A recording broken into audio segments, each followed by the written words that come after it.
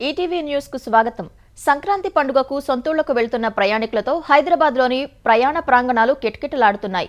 MGBS, JBS తో పాటు Dilsukh Nagar bus stand, LB Nagar కూడలి, వనస్థలిపురం, హైత్ నగర్ వద్ద వాహనాల రద్దీ నెలకొంది. బస్సుల కోసం అనేక మంది ప్రధాన కూడళ్ల వద్ద ఎదురు చూస్తున్నారు.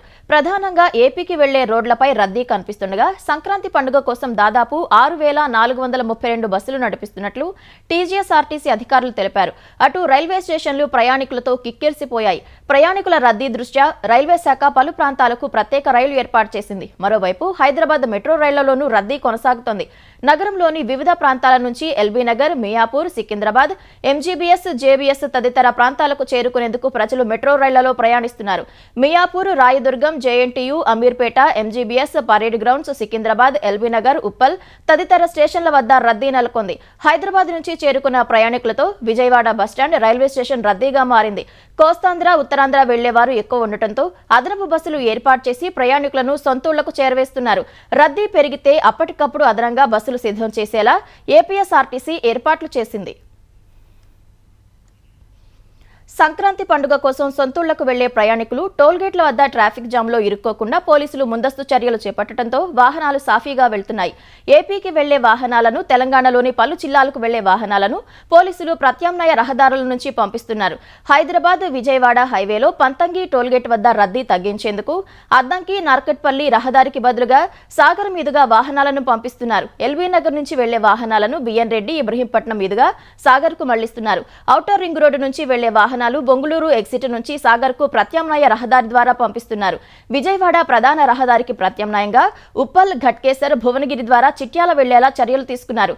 రాచకొండ సిపి సుధీర్ బాబు ఆధ్వర్యంలో పండుగ రద్దీ నివారణకు పలు చర్యలు చేపట్టడంతో టోల్గేట్ల వద్ద రద్దీ తగ్గింది. ఈ తెల్లవారుజాము నుంచి దాదాపు మధ్యాహ్నం వరకు విజయవాడ రహదారిపై తీవ్రమైన రద్దీ కనిపించింది. తర్వాత పోలీసులు రంగంలోకి దిగి పరిస్థితిని చక్కదిద్దారు. ప్రైవేటు స్కూళ్లు, కాలేజీల బస్సులు తీసుకుని వాటి ద్వారా ప్రయాణికులను ప్రధాన పట్టణాల నుంచి పల్లెలకు పంపే ఏర్పాట్లు చేయాలని సీఎం చంద్రబాబు సూచించారు. ఫిట్నెస్ ఉన్న బస్సులను ఎంపిక చేసి వాటి ద్వారా ప్రజలను సురక్షితంగా వారి వారి ప్రాంతాలకు పంపే ఏర్పాట్లు చేయాలని సూచించారు. తీవ్ర రద్దీగా ఉన్న రూట్లలో ఈ తరహా బస్సులతో కొంతమేర ప్రజలకు సౌకర్యం కల్పించాలని సీఎం అభిప్రాయపడ్డారు. ఆర్టీసీ ద్వారా వీటిని నడిపి ప్రజలకు ప్రయాణ కష్టాలు లేకుండా చూడాలని సూచించారు. హైదరాబాద్, చెన్నై, బెంగళూరు నుంచి ఏపీలోని వివిధ ప్రాంతాల్లోని సొంతూళ్లకు వచ్చే వారికి తగిన ఏర్పాట్లు చేయాలని సూచించారు. పెట్టుబడుల కోసం ఆంధ్రప్రదేశ్ను మార్కెట్ చేసేందుకు దావోస్ పర్యటన ఉపయోగపడుతుందని ముఖ్యమంత్రి చంద్రబాబు అన్నారు. ప్రపంచ స్థాయి సంస్థలతో నెట్వర్క్ ఏర్పాటు చేసుకోవడం ద్వారా ఏపీలో ఉన్న అవకాశాలను అందరికీ తెలిసేలా చేయవచ్చని చెప్పారు. తద్వారా పెట్టుబడులకు అవకాశం ఏర్పడుతుందని అన్నారు. గ్రీన్ ఎనర్జీ, బయోఫ్యూయల్స్ రంగంలో అవకాశాలను సద్వినియోగం చేసుకుంటున్నట్లు చంద్రబాబు వివరించారు. రానున్న రోజుల్లో 5,000 ఎలక్ట్రిక్ వాహన ఛార్జింగ్ స్టేషన్లు, స్వాపింగ్ బ్యాటరీ రీప్లేస్మెంట్ విధానం ఏర్పాటు చేస్తామని వెల్లడించారు. ప్రతి ఇంటిని జియోటాగ్ చేసి ప్రతి వ్యక్తి, ప్రతి ఇల్లు యూనిట్ గా తీసుకొని ఆర్థిక, ఆరోగ్య, సామాజిక పరిస్థితులు అధ్యయనం చేసి వారి జీవన ప్రమాణాలు మెరుగుపరుస్తామని చెప్పారు. డ్రోన్, ఏఐ, ఐఓటీ, సీసీ కెమెరాలు, ఆధార్ వంటి వాటి ద్వారా ప్రభుత్వ సేవల్లో ప్రజల జీవితాల్లో మార్పులు తెస్తామన్నారు. ఆర్గానిక్ ఉత్పత్తులు ఏ పొలంలో పండాయో ఓ ఫోటో ద్వారా తెలుసుకునే టెక్నాలజీని ఓ సంస్థ తెచ్చిందన్న చంద్రబాబు ప్రస్తుతం ఉన్న ఆర్గానిక్ సర్టిఫైడ్ భూముల్ని మరింత పెంచేందుకు ప్రయత్నిస్తామన్నారు. వెల్దీ, హెల్దీ, హ్యాపీ ఆంధ్రప్రదేశ్ తమ విధానమని చంద్రబాబు స్పష్టం చేశారు. గోషామహల్లో నిర్మించ తలపెట్టిన ఉస్మానియా ఆసుపత్రి కొత్త భవనం శంకుస్థాపనకు ఏర్పాట్లు చేయాలని ముఖ్యమంత్రి రేవంత్ రెడ్డి అధికారులను ఆదేశించారు. ఈ నెలాఖరున భూమి పూజ చేయడానికి ఏర్పాట్లు చేయాలని సూచించారు. ఉస్మానియా ఆసుపత్రి కొత్త భవన నిర్మాణంపై తన నివాసంలో సమీక్షించిన సీఎం గోషామహల్లో ప్రతిపాదిత స్థలానికి సంబంధించిన వివరాలు తెలుసుకున్నారు. పోలీసు శాఖ పరిధిలో ఉన్న ఆ స్థలాన్ని వైద్యారోగ్య శాఖకు వీలైనంత త్వరగా బదిలీ చేయాలని ఆదేశించారు. రెండు శాఖల మధ్య భూ బదలాయింపు ప్రక్రియ, ఇతర పనులను వీలైనంత త్వరగా పూర్తి చేయాలన్నారు. ప్రతిపాదిత స్థలంలో చేపట్టే నిర్మాణాల నమూనా మ్యాప్లను అధికారులు ముఖ్యమంత్రికి వివరించారు. అధికారులు సూచించిన మ్యాప్లలో సీఎం పలు మార్పులు, చేర్పులను సూచించారు.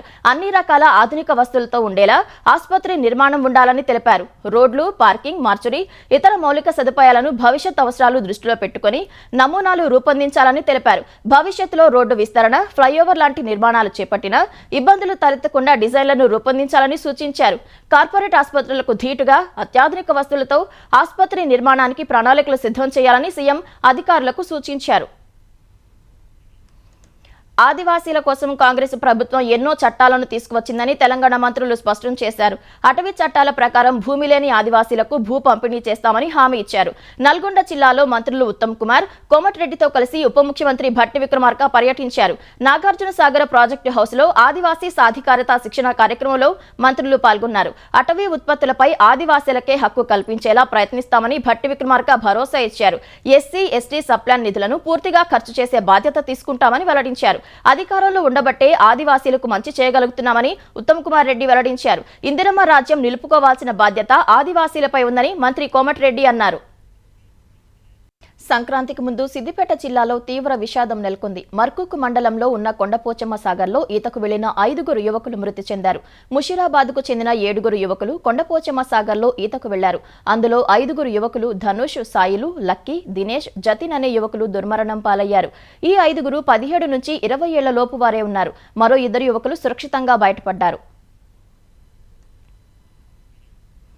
సంధ్యా థియేటర్ తొక్కిసలాట కేసు బెయిలు షరతుల విషయంలో సినీ నటుడు అల్లు అర్జున్కు నాంపల్లి కోర్టులో ఊరట లభించింది. ప్రతి ఆదివారం చిక్కడపల్లి పోలీసుల ఎదుట హాజరు కావాలన్న షరతు నుంచి మినహాయిస్తూ నాంపల్లి కోర్టు ఉత్తర్వులు జారీ చేసింది.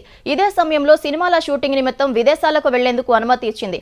సంధ్యా థియేటర్ తొక్కిసలాట ఘటనలో ఓ మహిళ మృతి, ఆమె కుమారుడు తీవ్రంగా గాయపడిన ఘటనకు సంబంధించి థియేటర్ యాజమాన్యం, అల్లు అర్జున్, ఆయన ప్రైవేట్ భద్రతా సిబ్బందిపై పోలీసులు పలు సెక్షన్ల కింద కేసు నమోదు చేశారు. ఈ కేసులో పలు షరతులతో బెయిలు మంజూరు చేసిన నాంపల్లి కోర్టు ఇప్పుడు ఆ షరతుల నుంచి మినహాయింపులు ఇచ్చింది.